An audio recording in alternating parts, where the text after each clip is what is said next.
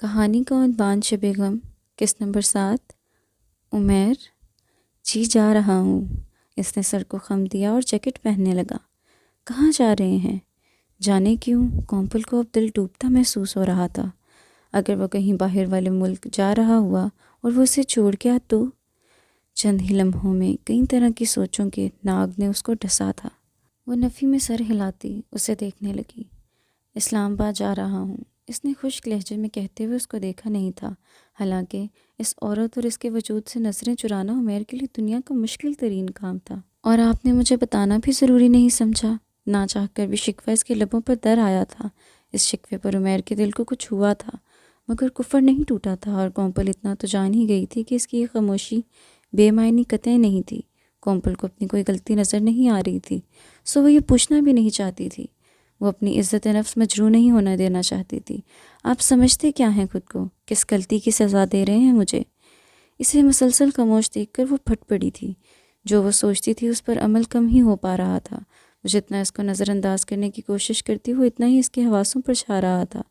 عمیر نے کچھ نہیں کہا تھا اور آگے بڑھنے لگا تھا، جب اس نے غصے سے پیچھے سے پنچ دکھایا تھا اور زیر لب کوئی گل فشانی کی تھی، کسی لقب سے نوازا تھا۔ عمیر نے آئینے سے اس کی یہ حرکت دیکھ لی تھی اور اسے معلوم بھی ہو گیا تھا کہ اس نے کیا کہا تھا، تو ماتھے پر بل ڈالے وہ ایڑی کے بل پیچھے مڑا تھا۔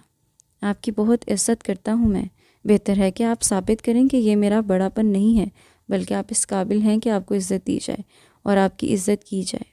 Mind it. اس قدر گہری بات پر کومپل کو تو چکر آنے شروع ہو گئے تھے۔ اسے نہیں معلوم تھا کہ وہ اس کی حرکت آئینے سے دیکھ چکا تھا۔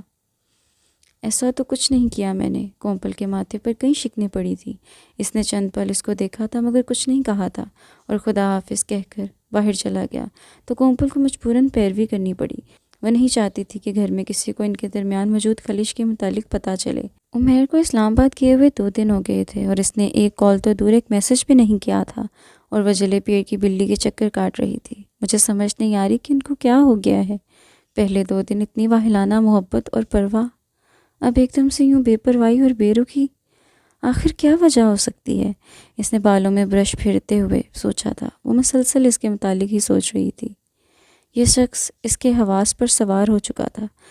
کیا ان کی زندگی میں کوئی اور آ گیا ہے؟ دماغ نے جیسے نئی دلیل پیش کرتے ہوئے اسے نئی پریشانی سے دوچار کیا تھا۔ دل کی دھڑکن میں دھیما پن اس کو واضح محسوس ہوا تھا۔ نہیں، عمیر ایسے نہیں ہے۔ دل نے فوراً اس کے حق میں گواہی دی تھی۔ وہ نیچے آ گئی۔ مشائم اور امی جان بیٹھی باتیں کر رہی تھی۔ بابا ڈیوٹی پر گئے ہوئے تھے اور عمیر بھی جاب پر گیا ہوا تھا۔ آؤ بیٹا، امی نے محبت سے دیکھتے ہوئے کہا۔ مشائم نے بھی مسکرا کر اس کو دیکھا۔ دل لگ گیا ہے نا یہاں پر؟ امی جان نے پوچھا تو اس نے سر کو جنبش دی۔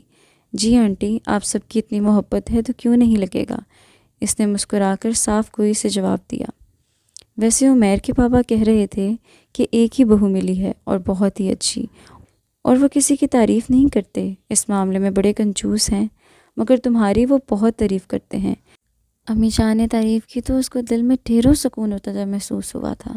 ویسے بھابھی، آپ لکی ہیں کہ اس گھر میں سبھی آپ سے اتنی محبت کرتے ہیں، ہماری تو بھولے سے بھی کوئی تعریف نہیں کرتا۔ آداب کی خاصی قلت ہے۔ مشائم نے پہلے مسکرا کر اور آخر میں شریر لہجے میں کہا تو وہ اس کا انداز دیکھ کر پھر ساختہ ہنسی، مگر اس کا دل بہت اداس ہو رہا تھا کیونکہ وہ شخص اس سے بولتا بے شک نہیں تھا، مگر اس کا ہر انداز، ہر حرکت بولتی تھی۔ کمرے میں اس کی موجودگی ہی جیسے اس کی آواز تھی۔ امی جان سے اجازت لے کر وہ میکے آ گئی تھی۔ سب اس کو دیکھ کر بہت خوش ہوئے تھے۔ وہ کچھ دن رہنے کے ارادے سے آئی تھی، کیونکہ سچ تو یہ تھا کہ اس کا وہاں پر دل بالکل نہیں لگ رہا تھا۔ مجھے بھابھی سے بات کرنی چاہیے، وہ یقیناً کوئی اچھا مشورہ دیں گی۔ اسے یہاں 2 دن ہو گئے تھے اور آج اس کا دل بہت پریشان تھا، سو وہ ان سے ڈسکس کرنا چاہتی تھی۔ تبھی اسے عمیر کے ولیمے والی رات کی کئی بات یاد آئی۔ ہمارے درمیان جو مرضی ہو جائے، اس کی خبر کسی تیسرے کو نہیں ہونی چاہیے۔ ہمارے بیڈ روم کی بات کسی تیسرے کی زبان پر نہ آئے، اور کوشش کریے گا کہ سسرال والوں کا بھرم میکے میں قائم رہے، کیونکہ حالات آج نہ صحیح کل ٹھیک ہو جائیں گے، لیکن اعتماد چلا گیا تو واپس نہ آ سکے گا۔ وہ کئی لمحے بیٹھی بس یہی سوچتی رہی۔ وہ ہوٹل میں واپس آیا تو تھکاوٹ سے بدن چور ہو رہا تھا۔ جسمانی سے زیادہ ذہنی تھکاوٹ اور ماندگی نے اسے بے حال کیا ہوا تھا۔ کئی لمحے وہ کسل مندی اور کاہلی سے بیڈ پر لیٹا رہا۔ کہتے ہیں خالی دماغ شیطان کا گھر ہوتا ہے، اور وہ بھی جیسے ہی فارغ ہوتا تو دماغ جانے کون سے تانے بانے بننے لگتا۔ وہ آیا 4 دن کے لیے تھا، مگر باس نے کسی اور میٹنگ کے لیے اسے مزید 4 دن رکنے کو کہہ دیا۔ باس کو کوسنے کے بعد وہ کھانے کا آرڈر دے کر فریش ہونے چلا گیا۔ عجیب سی جھنجھلاہٹ اس پر طاری تھی۔ وہ ماننا نہیں چاہتا تھا، مگر اسے کومپل کی شدت سے یاد آ رہی تھی۔ کومپل اور اپنے متعلق اس نے بہت سوچا۔ کہتے ہیں انسان مصروف ہے تو کسی خاص انسان کی یاد نہیں آتی، مگر اس کے کیس میں ایسا نہیں ہوا تھا۔ وہ جتنا بھی مصروف رہا، یہ بیزر سی لڑکی اس کے سانپ پر سوار رہی۔ ہر بار سوچنے پر ایک نئی الجھن میں وہ الجھ جاتا۔ اس کے رویے سوچتا تو اسے کہیں سے بھی نہیں ایسا لگتا تھا کہ وہ اس شادی سے ناخوش ہو۔ اسے کہیں سے یہ بھی نہیں لگا تھا کہ وہ شادی سے پہلے کسی اور میں انوالو رہی ہو۔ وہ اتنا زرق نگاہ اور دنا تو تھا ہی کہ کسی کو دیکھ کر وہ اندازہ لگا سکتا تھا کہ کسی کے دماغ میں کیا چل رہا ہے۔ مگر زہیب کی سنائی گئی کہانی کے مطابق کومپل اس پر مرتی تھی، تو اگر وہ مرتی تھی تو کیا وہ اس کو بھول چکی تھی جو وہ عمیر کی توجہ کی طلب تھی؟ عمیر اتنا تو جان گیا تھا کہ وہ کبھی کبھی اٹینشن سیکنگ والی حرکات کرتی تھی، یعنی اگر اس کا کوئی ماضی تھا بھی تو وہ اس کو بھول گئی تھی۔ اگر ایسا تھا تو ایک طرح سے بہت اچھا تھا، مگر زہیب کو اپنے پیچھے پاگل کرنے والی اس کی حرکت انتہائی گھٹیا تھی۔ کبھی کبھی آپ 1000 بار سوچنے کے بعد بھی کہانی کی تہہ تک نہیں پہنچ سکتے، مگر کوئی دوسرا آدھی کہانی سن کر ہی نتیجے تک پہنچ جاتا ہے۔